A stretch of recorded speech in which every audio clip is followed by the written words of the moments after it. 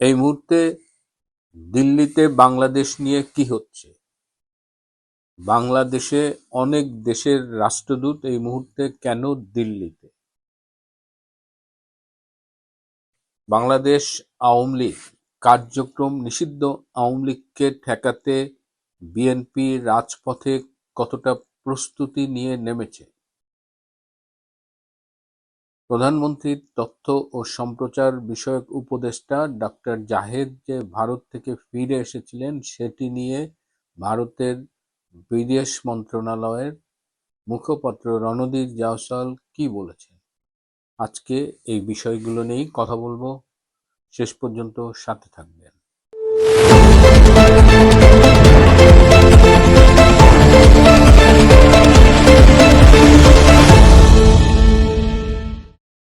প্রিয় বন্ধুরা, প্রীতি, সালাম এবং শুভেচ্ছা নেবেন। গতকাল থেকেই বেশ অসুস্থ এবং আজকে মোটামুটি একদম খুবই খারাপ লাগছে। ওষুধ খেয়ে জাস্ট কথা বলছি।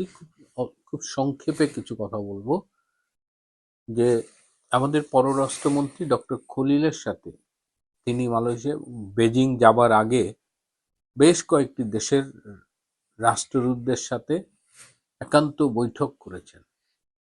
সেই বৈঠকগুলোতে কি আলোচনা হয়েছে এবং সেই রাষ্ট্রদূতদের অনেকে এই মুহূর্তে কেন দিল্লিতে? আমাদের প্রধানমন্ত্রী তারেক রহমান যখন চায়নায়, তখন চায়নার পররাষ্ট্রমন্ত্রী ভারতে। ভারতে ব্রিক্স কেন্দ্রিক বেশ কিছু বৈঠক চলছে। অজিত দোভালের সাথে চায়নার পররাষ্ট্রমন্ত্রীর বৈঠক হয়েছে।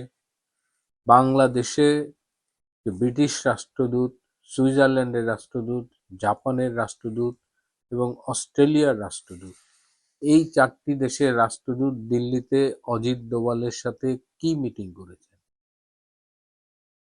এই বিষয়গুলো নিয়েই আজকে প্রশ্ন।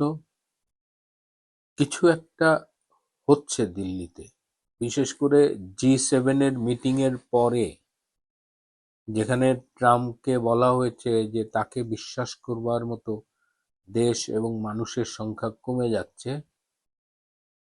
তো আমরা এইবার দেখছি যে আমেরিকার পক্ষ থেকেই একটা প্রেশার, একটা উদ্যোগ যে ভারতের সাথে তারা মিলেমিশে কাজ করবে। এবং এবার তারা বলেছে এবং এখন পর্যন্ত সেটা মিন করছে যে ভারত বাংলাদেশের ব্যাপারে যে সিদ্ধান্ত নেবে আমেরিকা সেটা সমর্থন করবে এবং ভারত সেই বিষয়গুলো নিয়ে ভাবছে। আপনারা জানেন যে ভারত কোনো কিছুতেই তাড়াহুড়া করে না।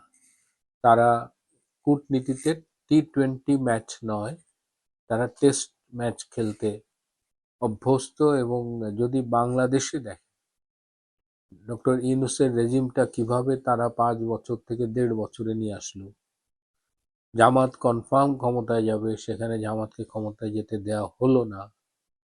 এই সব কিছুর পেছনে কিন্তু ভারতের একটা হাত ছিল, আপনি স্বীকার করেন আর নাই করেন। এই মুহূর্তে দিল্লিতে এই যে বৈঠকগুলো হচ্ছে, আমাদের রাষ্ট্রদূতগুলো গিয়েছেন, নিশ্চয়ই কিছু একটা হয়েছে এবং এই খবরগুলো জানতে পারবো। এর আগে একটা এপিসোডে বলেছিলাম যে ডক্টর জাহেদ যে দিল্লি থেকে ফিরে গিয়েছিলেন, এই বিষয়ে পররাষ্ট্র মন্ত্রণালয়ের মুখপাত্র রণদীপ জয়সওয়াল কথা বলবেন। তিনি অবশেষে মুখ খুলেছেন। তিনি বলেছেন যে যাচাই বাছাই শেষে তারা যখন ডাক্তার জাহেদকে ভারতে ঢুকবার অনুমতি দিলেন, তখন তিনি নিজের সিদ্ধান্তে চলে গেছেন। তো এই দায়িত্ব ভারতের না। একটা ইন্টারেস্টিং ব্যাপার হলো যে তিনি একটা টিমের লিড দিয়েছিলেন। তো সেই টিমের বাকি যে 16 জন ছিলেন তারা কিন্তু কেউ ফিরে যায়নি। তারা ওই ইন্ডিয়ান ওশান ডিম ওই কনফারেন্সটা ঠিকই পার্টিসিপেট করেছে, ওই কনফারেন্সের ডিক্লারেশনে তারা অংশগ্রহণ করেছে। তাহলে শুধুমাত্র ডাক্তার জাহেদ নিজে ফিরে গেছে। তো এই দায়িত্ব না ভারত না সরকার নেবে। আমার মনে হয় যে তিনি একটা স্টান্টবাজি করতে গিয়েছিলেন কিন্তু স্টান্টবাজিটা করতে যেয়ে তিনি খুব একটা সফল হননি, বরং তিনি ধরা খেয়েছেন। এই যে অনেকটা T20 ওয়ার্ল্ড কাপে বাংলাদেশ খেলবে না, পাকিস্তানও হাওয়া দিল, কিন্তু আলটিমেটলি কি হইল, বাংলাদেশ খেলেনি, ওখানে স্কটল্যান্ডকে নিয়ে নিয়েছে। এখন তারা ধারণা করছিল বাংলাদেশের হাত পা ধরবে, রিকোয়েস্ট করবে, হেই করবে, বাংলাদেশ তখন ভাব নেবে। তো জাহেদের বিষয়টাও তাই হয়েছে, অনেক কিছুই করতে চেয়েছিল কিন্তু কিছুই হয়নি, সে একা একা ফিরে এসেছে এবং এখন বলছেন যে আবার সুযোগ পেলে তিনি যাবেন, কিন্তু যা হারানোর তা হারিয়ে ফেলেছেন। আজকে সারাদিন সামাজিক যোগাযোগ মাধ্যমে বাংলাদেশ সরকার যে যুদ্ধ বিমান কিনবে চায়না থেকে, যেটি গতকাল আমি বলেছিলাম, সেটি নিয়ে অনেক আলোচনা হচ্ছে। আবার আমেরিকা থেকে বোয়িং কিনবে। তো এত বোয়িং, এত যুদ্ধ বিমান বাংলাদেশ কি জন্য কিনতেছে?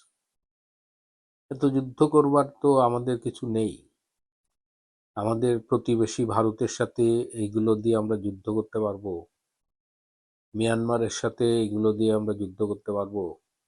কতদিন পারবো? কতক্ষণ পারবো? যেখানে আমাদের, বারবার বলছি, যে অর্থনীতি ভঙ্গুর, দেশ যে পথে যাচ্ছে তাতে দুর্ভিক্ষও হতে পারে। এই সময় কেন সরকার এত টাকা দিয়ে এই সমরাস্ত্র কিনছে, বিমান কিনছে?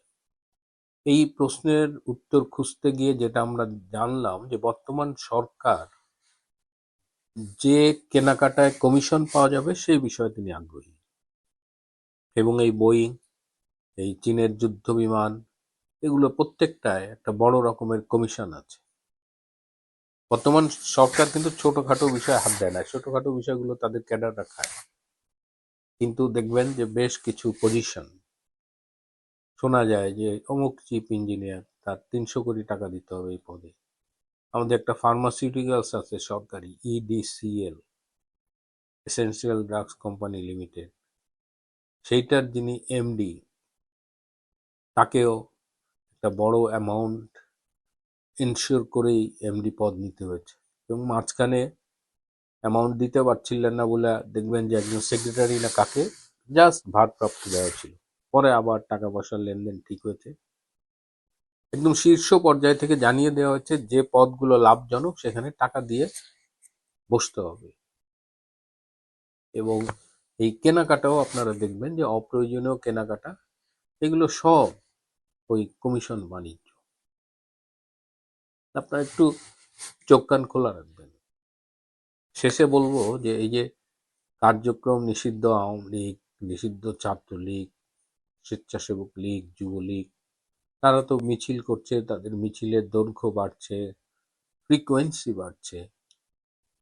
এই মিছিলের বিরোধিতা করতে গিয়ে বিএনপি তাদের অঙ্গ সংগঠন ও রাজপথে মিছিল করছে।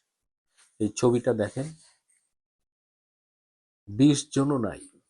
একটা ক্ষমতাসীন দল, তারা কার্যক্রম নিষিদ্ধ আওয়ামী লীগ এবং তার অঙ্গ সংগঠনের মিছিল কার্যক্রম ঠেকানোর জন্য মাঠে নেমেছে, সেই মিছিলে 20 জন নাই। What does it indicate?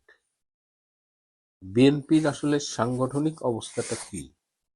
সরকার তো তারা চালাতে পারছেই না, সাংগঠনিকভাবে নানান রকমের অপরাধের সাথে যারা জড়িয়ে গেছে, চাঁদাবাজি, লুটপাট, ধর্ষণ, কিন্তু যে রাজনৈতিক কার্যক্রম, সেটার কি অবস্থা এই ছবিতে আপনারা দেখলেন। আজ এ পর্যন্তই। ভালো থাকবেন, সুস্থ থাকবেন, তার চেয়েও জরুরি হলো নিরাপদে থাকবেন। আমার জন্য দোয়া করবেন। সবাইকে অনেক ধন্যবাদ।